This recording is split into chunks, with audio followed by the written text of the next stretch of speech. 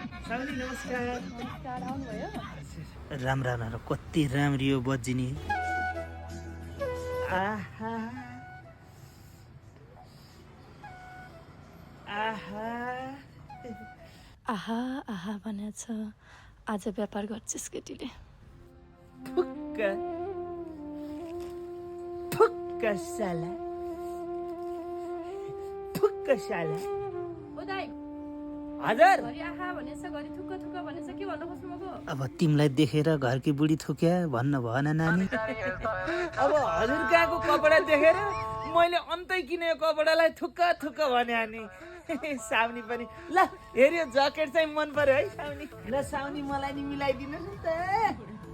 दाइ, मैले तपाईँलाई मिलाउन सक्नु यस्तो छैन।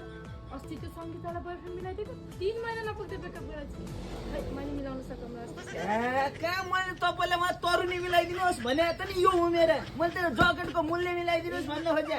यसको मूल्य कति? 3500। 3500 नभन्नु अलि मिलाइदिनु न। 3500 त फिक्स हो। 3500 नभन्नुहोस्, म तपाईँलाई 4000 दिन्छु। किनभने ज्याकेटको 3500 अनि यस्तो उमेर पनि तरुनी त्यसलाई मिलाइदिन्छु भन्ने सोच राखेको हुनाले तपाईँलाई छुट्टै 500। ल छिटो मिलाउनुहोस्, कति राम्रो मान्छे हजुर।